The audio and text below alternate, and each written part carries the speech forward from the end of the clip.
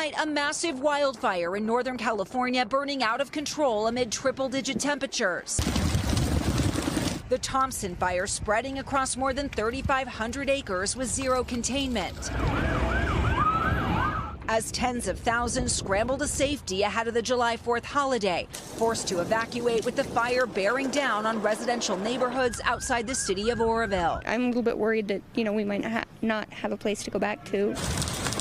Several homes and structures destroyed as firefighters work round the clock to battle the fast-moving blaze. Flames burning on either side of the Oroville Dam spillway. Crews are using Lake Oroville here to try to fight this fire. You can see multiple helicopters right now are coming to the lake, picking up water to attack this fire from the air. The Inferno, one of several burning across the west with intense heat and heavy winds creating conditions ripe for fire. What's the biggest challenge right now? I would say the biggest challenge is obviously the conditions, the high temperatures, those low humidities, and without a doubt the wind is going to be the biggest concern. This is 120 million people are facing heat alerts as a dangerous heat wave scorches large swaths of the country. In Phoenix, where temperatures hit 113, the heat wave turning deadly. A 10-year-old boy died after being airlifted from a trail where authorities say he was hiking with family. So far this year, 13 people have died from heat-related incidents in Maricopa County, with another 162 still under investigation. Back in California, the relentless conditions just getting started, with no relief expected through the holiday weekend, leaving the region on edge. And with that, Liz joins us now. Liz, we see all that destruction there behind you. Any word on the cause of this fire? Tom, no cause yet. Officials are still investigating. But yeah, you can see the destruction this fire has done. That home behind me completely destroyed. Those two cars there burned to a crisp. We are told that 8 firefighters have been injured fighting this fire. The governor has declared a state of emergency for the county. Tom. Thanks for watching. Stay updated about breaking news and top stories on the NBC News app or follow us on social media.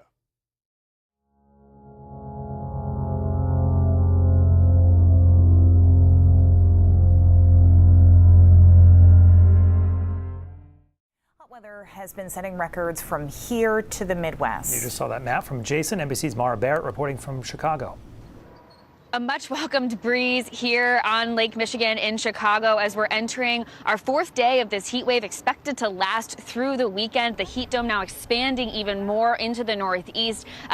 States far as Maine expecting to see heat indexes as high as 102. And remember, in the northeast, a lot of those homes don't have air conditioning. Now here back in Chicago, because of the Juneteenth holiday, the city is reportedly shutting down most of its cooling centers, only keeping one of them open, also closing public libraries and limiting hours at public pools, which is where the city has been directing a lot of people to try to cool off during this really early heat wave. Remember, tomorrow is the first official day of summer, but folks here have been really blistering through this heat the past few days and are really trying to do everything they can, including jumping in the lake behind me, to cool off. Again, this is expected to last here through the Midwest and the Northeast through the weekend. Back to you.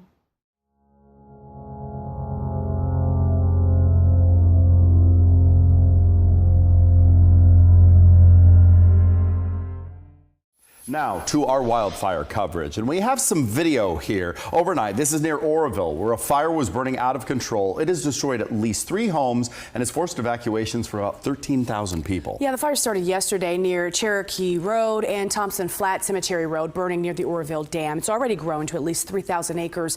Butte County Sheriff's Office issuing evacuation orders and warnings. You can see just how far those warnings and orders span. The order for the area in orange, and that does include neighborhoods along Cherokee Road and Long Bar Road.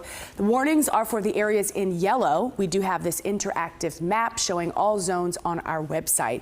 Meanwhile, KCRA 3's Melanie Wingo has gone to the fire lines this morning, joining us now live with an update on the conditions out there. Melanie?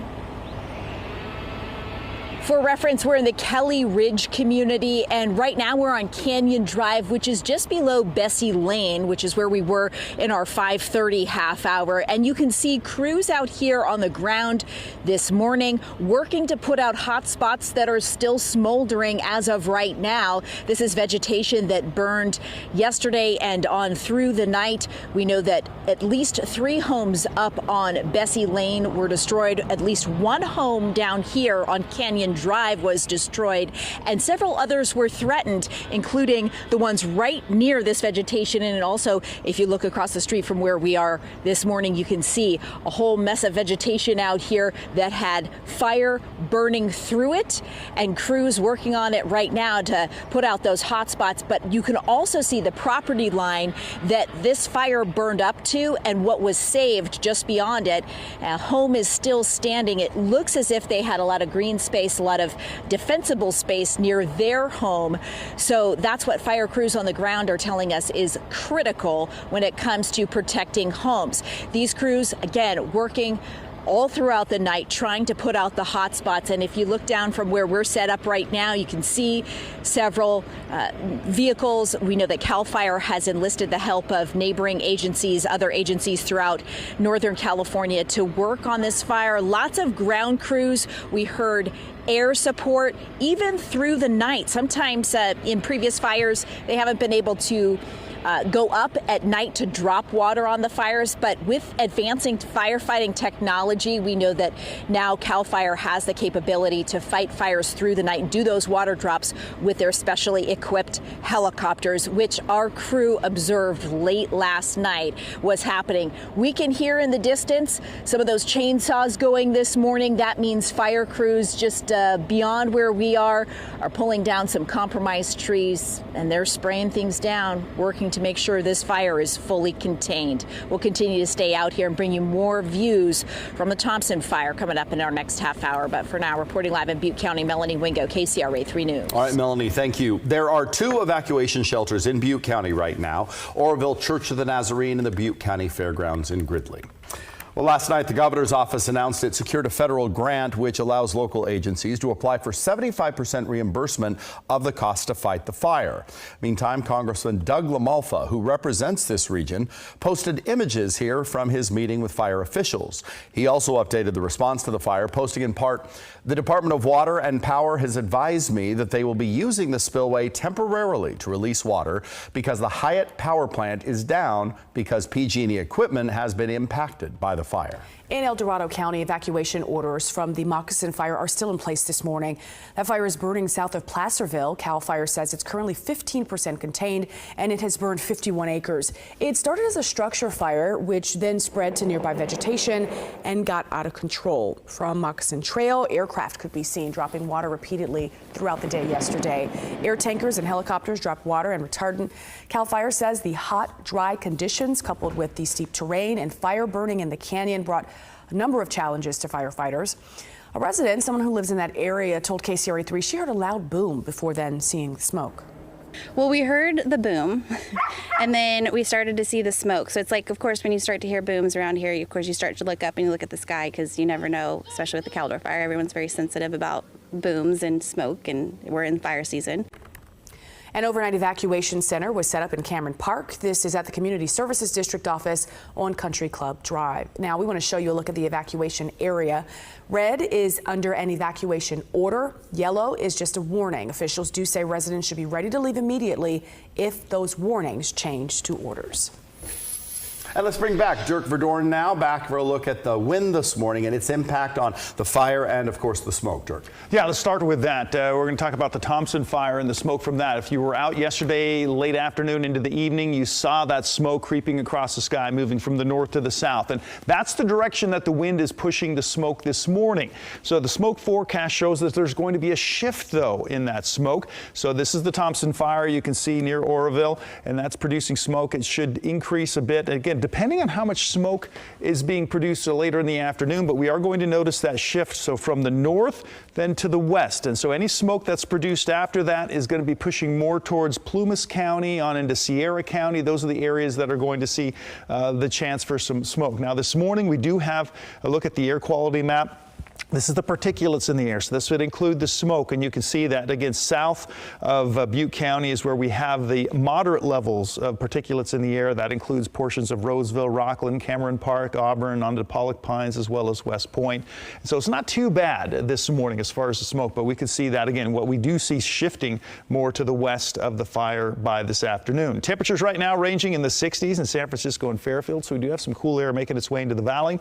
72 in Stockton, so not too bad this morning. 79, though, a little bit warmer, close to 80 degrees in Modesto, and we're in the 80s currently in Placerville and Auburn, and that warmer air lifting up the side of the valley. Winds right now, we see fairly light winds, anywhere from 5 to 10 miles per hour, basically coming from the north. We'll have more on those winds coming up now. Back over to you.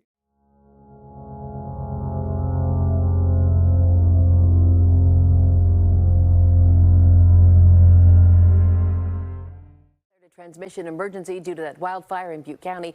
Cal ISO says there is a potential for loss of energy transmission and generation from Oroville Dam, but California's electricity grid is expected to handle an uptick in demand, even though people and businesses are cranking the AC all this week. Cal ISO anticipates today's energy use will peak at 83% capacity. So let's get an update on what's happening here in the Bay Area with PG&E's public safety power shutoffs amid this extreme heat. We'll also look ahead to what to expect as we're in for a full week of potentially dangerous conditions. Welcome to Mornings on 2, PG&E spokesperson Tamar Sarkisian. Thanks for being with us. Thank you. Let's start first with who's out of power here in the Bay Area and why. The customers here in the Bay Area that are impacted by a public safety power shutoff are in Solano counties, Napa counties, and Sonoma counties. A public safety power shutoff is a planned outage when a majority of factors indicate that there could be a wildfire. So we're looking at things like low humidity, high winds, red flag warning, dry vegetation, and also eyes on the ground. Our crews and our Hazard Awareness Center, we have all kinds of cameras and technology in the field that help us determine how things are looking. This is a last resort, and it's only used for the safety of our customers and the communities we serve. We do not take a decision like this lightly, but ultimately the safety of our customers is our most important responsibility. So we had a pretty big power outage, about 14,000 PG&E customers yesterday in San Ramon. Was that because of the heat, not planned? That was because of the heat, correct. Okay. Yes, we did not have any public safety power shutoffs anywhere outside of those 3 counties. And actually the customers who have been impacted by the PSPS are expected to be restored tonight. And the vast majority of customers originally in scope have not had their power shut off. Can you look ahead as today is expected to be the hottest day in this week of misery? Do you expect more unplanned power outages given the conditions? We do, and we want our customers to be prepared for that. I should explain, these conditions are not only severe, they are very rare. Since the 1970s, when we first began tracking this kind of information and these conditions, we have only seen this sort of situation about 18 times. So we are looking at something that is quite unprecedented. It's all hands on deck for us. We're working around the clock. We have our emergency centers open so that we can respond to any problems that may arise immediately. We use technology that helps us determine where we're going to expect the most impact so we can make sure we have our crews in the right places. We can bring crews from lesser hit areas to help support those harder hit areas. And we're also stockpiling our yards to make sure we have materials on the ready. The main reason we see heat-related outages is because of transformer failure. Mm-hmm. Transformers need the opportunity to cool down, and that typically happens overnight. Right. But when the heat is so extreme and that equipment does not have the chance to cool down, that's when we start seeing these unplanned heat-related outages. And transformer failure is different than not enough capacity. Cal ISO says we should be good, 83%. Can you briefly explain the relationship between Cal ISO and PG&E? Yes, Cal ISO is sort of the keeper of the grid. We work together when Cal ISO has any concerns, if they're calling a flex alert, we work to let our customers know that we need to conserve. We have not heard about a flex alert at this time, but CalISO is sort of the organization that maintains eyes on the grid and helps support us if we need to let our customers know to conserve. Okay. Tamas Sarkisian, we could talk for an hour. We'll have to leave it here. I know your crews are hard at work, as inconvenient as it is when you lose power. We do appreciate the work of PG&E crews out in the field. Thanks for joining us this morning. Thank you, Gassia. Of course.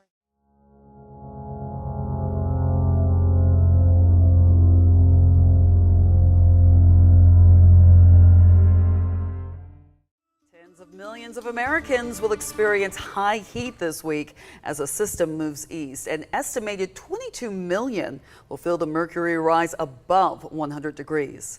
Tara Molina has more on the first heat wave of the season. The heat will soon be on in New York City, where the temperature could near 100 degrees later this week. This is extremely hot for June, and New Yorkers should not underestimate the heat. In Phoenix, shipping containers are serving as cooling centers. It reached 112 degrees on Saturday, and forecasters say the first 2 weeks of June have been over 5 degrees hotter than normal, a new record. It's getting more challenging at the Phoenix Zoo to keep animals cool. The way I see it, as soon as we start feeling uncomfortable, that's probably when it's time to start misting them down. Here in Chicago, temperatures could rise into the triple digits with a threat of thunderstorms that could bring heavy rainfall and strong winds. Over the weekend, there were strong gusts and dust storms in northern Illinois. Holy crap! There goes the trampoline. Goodbye. In Bloomingdale, Michigan, Jeremiah Ashbrook shot video of a storm hitting his village. The possibility of more severe weather in the southeast prompted Houston Public Works to lower Lake Houston by a foot. Very hot out. But it's the heat that's affecting most areas. Those concerned about their lawn as the mercury rises should make sure to provide at least an inch of water a week. As it gets hot, the demands for water will increase. Of course, the same holds true for humans who need to increase their water intake as the temperatures rise. A couple dozen records are expected to fall tomorrow as the heat dome settles over the Northeast.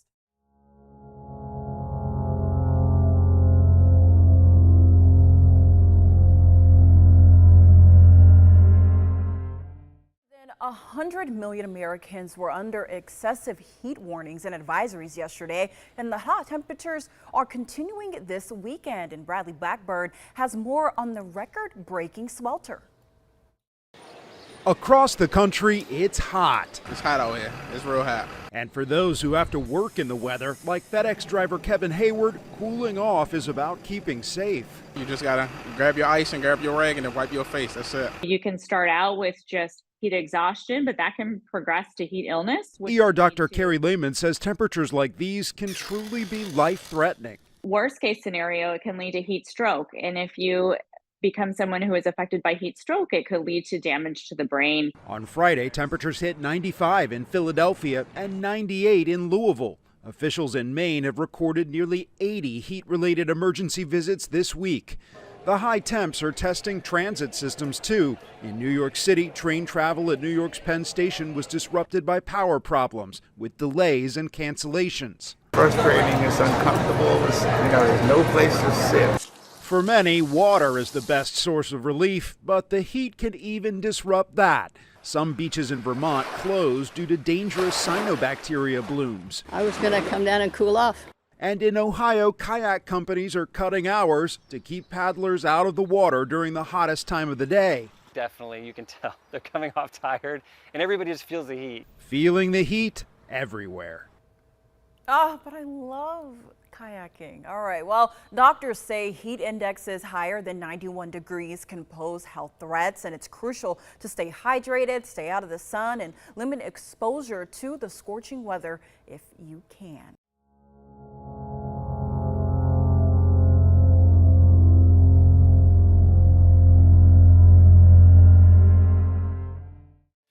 To the extreme and excessive heat lingering over much of the country. Parts of the Northeast are approaching near record highs. The heat wave triggered a number of warnings and travel delays. ABC's Morgan Norwood has more from New York. The sweltering and dangerous heat tightening its grip on regions across the country, with more than 100 million under heat alerts. Never been this hot in my entire life. Schools closing early in Boston, beaches and pools opening ahead of schedule, and officials warning people to stay hydrated.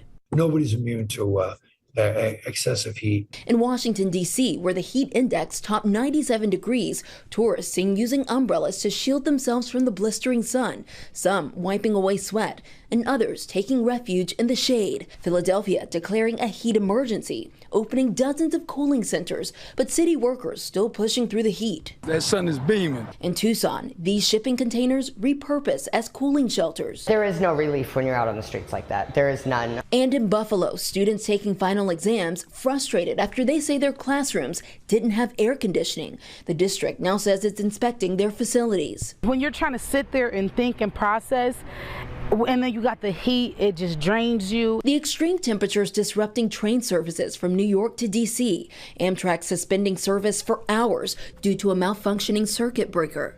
And when service finally resumed, trains operating under 35 miles per hour due to the extreme heat expanding tracks. And a brush fire in New Jersey impacting trains there. The train turned off and we were stuck on the tracks for, I think, maybe an hour or two with no air conditioning. And doctors recommend taking these excessive heat warnings seriously, as there are hundreds of heat-related deaths every single year. That's according to the CDC. Now, experts recommend that you wear sunscreen, limit your time outdoors, and of course, stay hydrated. I'm Morgan Norwood, ABC News, New York.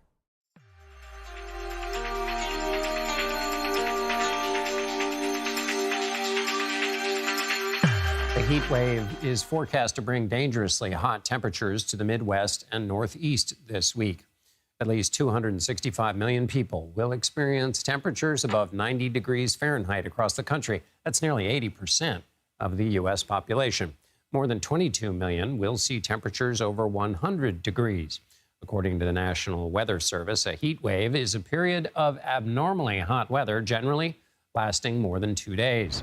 The CDC says more than 1,200 people are killed due to extreme heat across the nation each year. Health officials are urging people to make plans now to stay safe. CBS News senior weather producer David Parkinson joins me now for more. All right, David, let's focus on the areas that are going to get hit by this week. What are they? Yeah, so let's start. Here are your alert maps. So this is your excessive heat watches, warnings, and advisories. Basically, any place where you have the deeper reds or the purples, that's where you're going to be having feels like temperatures. So, in fact, it's in the Philadelphia area, in the Lehigh Valley, on up into the Pioneer Valley, and then the Merrimack Valley on up north of Boston. Those are places you could be having feels like temperatures above 105 degrees as the week goes on. Everywhere else, you've got feels like temperatures above the triple digits, and the actual air temperatures will likely be somewhere in the ballpark of 95 or so degrees. Big area high pressure setting up. That's the heat dome. The distinction between the heat dome and the heat wave, right, is heat wave depends where you are in the country, but for the Northeast, it's 3 consecutive days or more of 90 degrees. We'll have way more than 3 consecutive days in a lot of parts of the Northeast. Pittsburgh may have its longest stretch in 30 years. But writ large here, even where you don't necessarily have the 90-degree temperatures continuing for a week or more, you still have this dome in place, and it looks to be locked in there for a good long while. And David, I'm just the kind of lavender area over the Baltimore, Washington. Is that going to be the hottest part of the heat dome?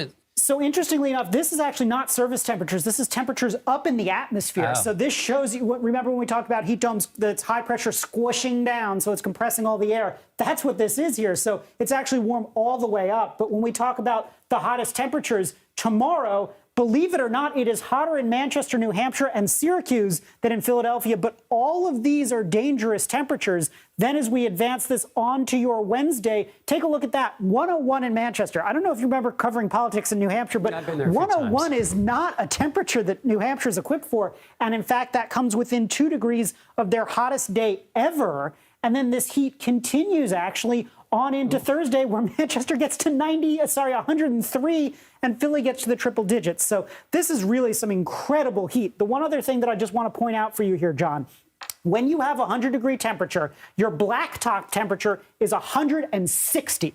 So please do not let your pets go out on blacktop. It will cause burns. The other thing with this 100 degrees here, after 30 minutes, your car's internal temperature will be 134 degrees. That, again, is a reason why you need to make sure that nothing living stays bottled up in an environment for any time at all without air conditioning. That's so useful, David. Finally, quickly, when is some relief going to hit these poor people in Manchester? Yeah, so I don't have a lot of good news here, John. This is your 6 to 10 day outlook. So not only do we have an expanding heat dome continuing here, in fact, you may have close to 2 weeks in the nation's capital above 90 degrees, but then we've got another heat dome developing in the west. That one, particularly for the Great Basin states on into California, is a problem because not only do we have the heat, but we also have the fire conditions that we've been seeing over the last couple days in Southern California and the Central Valley. And unfortunately, this will be more dry air drying things out and really causing the fire risk to increase.